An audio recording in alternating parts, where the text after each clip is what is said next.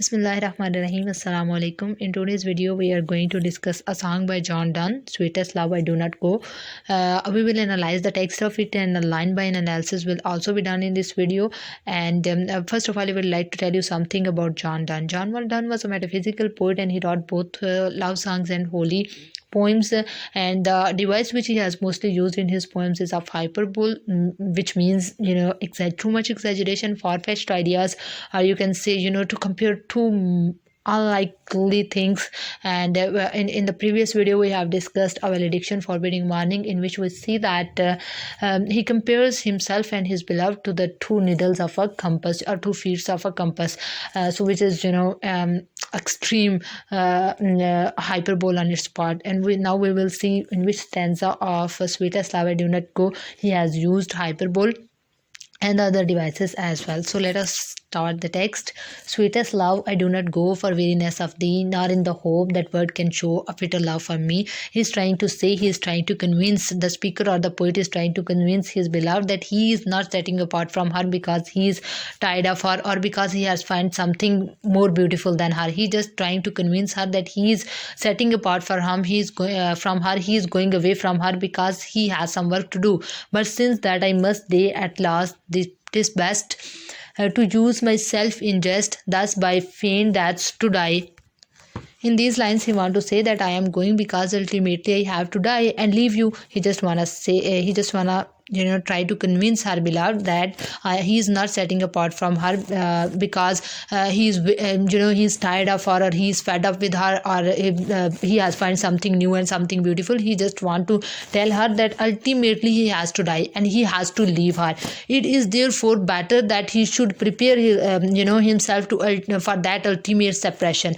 So that is why he is making this small separation. यानी कि पहले stanza के अंदर वो ये बात करना चाह रहा है कि वो अपनी बिलाइड को कहते हैं कि मैं तुम्हें जो है वो इसलिए नहीं छोड़ा कि मैं तुमसे तंग आ गया, और ना ही तुम्हें इसलिए छोड़ा हूँ कि मुझे दुनिया में कोई और बेहतरीन चीज़ मिल गई है। मैं सिर्फ उस चीज़ की प्रैक्टिस करना चाह रहा हूँ कि जो अल्टीमेट हमारे अंदर सेपरेशन है, जो कि डेथ कॉज करेगी, उसका थोड़ा बहुत दुख हम झेल लें, तो वो फिर जो है वो हमें थोड़ी बहुत प्रैक्टिस हो जाएगी, और उसके बाद जो है वो दुख झेलना हमारे लिए आसान हो जाएगा। नेक्स्ट स्टैंजा में वो कहता है, "Yesternight the sun went hence, and yet is here do they. He hath no desire, no sense, nor half so short away. Then fear not me, but believe that I shall make speedier journeys, since I take more wings and suppers than thee."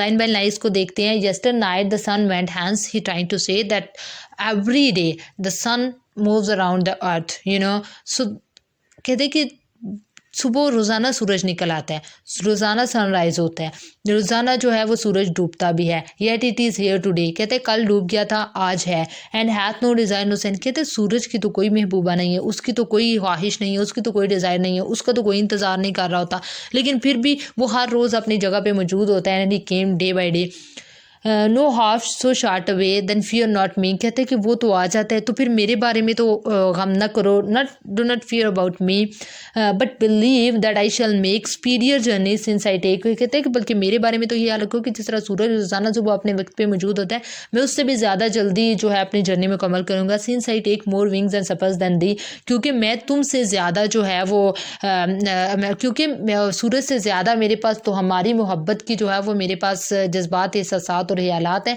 और तुम्हारी मोहब्बत की जो है वो मेरे साथ पिंगे हैं, जिसकी वजह से जो है मैं जो है मतलब तुम्हारी मोहब्बत के धागे में मैं बंधा हुआ हूँ, जो कि मुझे जल्द वापस ले आएगा तुम्हारी तरफ। O how feeble is man power that it good fortune fall, कहते कि कितनी जो है वो इंसान की इंसानी फितरत किस तरह की है, that if good fortune fall, कि अगर उसके ऊपर कोई अच्छाई, कोई अच्छा काम हो, उसकी ज़िंदगी खुशियों में जा रही हो, कैन नॉट ऐड अनदर, और तो फिर क्या होता है, नॉर अ लॉस्ट और रिकॉल, तो कहते हैं कि उसको वक्त का पता ही नहीं चलता, वक्त जो है वो बहुत जल्दी से गुजर जाता है। अगर अच्छा वक्त है, अगर खुशियों का वक्त है, अगर हम इत्मीनान फुल हैं, अगर हम उन लोगों के साथ हैं जिन्हें हम पसंद करते हैं, बट कम बैड चांस, लेकिन अगर गम का मौका आ जाए, and we join to it our strength and we teach it art and length and itself o'er to advance, कहते हैं फिर वो वक्त नहीं गुजरता, वो वक्त गुजारे नहीं गुजरता, और वो वक्त जो है वो बहुत मुश्किलों का हो जाता है। तो इसलिए अगर कोई खुशियों का वक्त है तो इंसानी फितरत ऐसी है कि वो बहुत जल्द उस वक्त गुजर जाता है,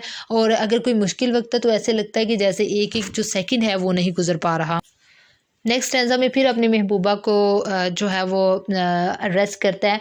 व्हेन दो साइड नॉट विंड दो साई माई सोल, कहते हैं कि जब तुम आहें भरती हो, जब मैं जा रहा हूँ तो तुम रोती हो और तुम्हारी मैं आहें और सिसकियाँ सुनता हूँ, तो ये तुम सिर्फ आहें नहीं भरती, ये तुम मेरी रूह को छलनी कर देती हो, क्योंकि तुम्हारा रोना मुझे बर्दाश्त नहीं है। व्हेन दो वीपेस्ट अनकाइंडली काइंड, जब तुम रोती हो तो फिर तुम मेरी हमदर्दी, मेरी मोहब्बत, मेरे प्यार में रो रही हो, लेकिन ये बहुत ही अनकाइंडली एक्ट है, क्योंकि मेरी जो है सोल है वो इससे शैटर हो जाती है। माई लाइफ ब्लड डॉट दिखी, तो मेरा जो खून है वो सारा समझो निचड़ जाता है, क्योंकि तुम रो रही हो।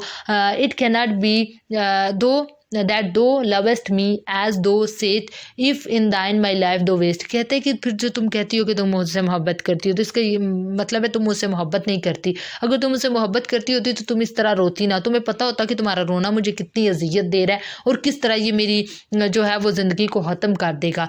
दो art the best of me let not the divining heart forethink me any ill destiny may take the part and may the fears fulfil but think that we are but turned aside to sleep, that who one another keep alive not parted be. वो कहता है कि ये ना सोचो कि हम दोनों जो है वो अलग होने जा रहे हैं और कभी नहीं मिलेंगे। अगर तुम ऐसा सोचोगी तो फिर ऐसा हो जाएगा, फिर किस्मत भी हमारे साथ ऐसा करेगी, हो सकता है। And may they fears fulfil, कहते हैं हो सकता है तुम्हारे तमाम जो खतरात हैं वो ठीक हो जाएं। कुरान पाक में आता है कि बहुत ज़्यादा इसके हवाले से नहीं है, लेकिन एक बात इसी के साथ जो है वो अटैच होती है कि बहुत ज़्यादा गुमान ना करो कि बाज़ गुमान गुनाह होते हैं।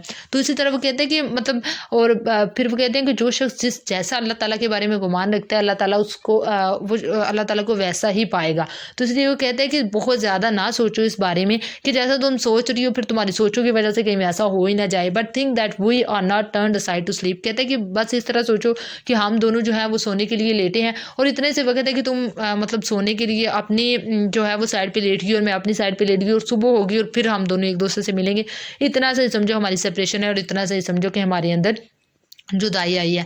तो ये होप कि आपको समझ आ गई होगी कि इसके अंदर क्या आइडिया प्रेजेंट करने की कोशिश किया। जॉन डन ने असल में ये बात बताने की कोशिश की है कि जो है वो सेपरेशन से डरना नहीं चाहिए। मतलब अगर आपका रूह का रिश्ता है तो इसके लिए जो है वो आपका एक दूसरे के सामने होना, एक दूसरे के सामने आमने सामने बैठा होना, एक दूसरे के साथ फिजिकल अट्रैक्शन ज़रूरी नहीं है। क्योंकि पिछली भी हमने जो पोएम पढ़ी थी उसके अंदर यही आइडिया प्रेजेंट करते हुए हमने देखा था जॉन डन को फॉरबिडिंग मॉर्निंग के अंदर भी वो अपनी बिलव्ड को यही कह रहा था कि रो मत, हमारा जो ताल्लुक है वो कोई फिजिकल ताल्लुक तो है नहीं, हमारा तो रूह का ताल्लुक है, रूहानियत का ताल्लुक है। तो इसके अंदर भी वो उसको ये कहने की कोशिश कर रहा है कि मैं तुमसे तंग नहीं हूँ, मैं सिर्फ जो है वो एक डेथ जिस तरह अल्टीमेट सेपरेशन है उसकी थोड़ी बहुत प्रैक्टिस करना चाह रहा हूँ। काम के लिए जा रहा हूँ, बहुत जल्द वापस आ जाऊँगा। मैं देखो ना सूरज भी रोज़ाना वापस आ जाता है, हालांकि उसका कोई इंतज़ार नहीं कर रहा और मैं तो जो है तुम्हारे साथ मोहब्बत के धागे में बना हुआ और मेरा यकीन रखो मैं बहुत जल्द जो है वो तुम्हारे पास वापस आ जाऊँगा। तो ये था जॉन डन की अपनी दुनिया भाई, उसकी अपनी आइडियाज़ हैं और उसकी अपनी हाइपरबोल वो उसके अंदर यूज़ करता है और अपनी चीज़ों को वो प्रेजेंट करता है। सो आई होप कि आपको इसकी समझ आ गई होगी, आपके लिए ईजी होगा अब इसका एनालिसिस लिखना। So thank you so much for watching the video and if you like the video don't forget to subscribe the channel. Pakistan जिंदाबाद।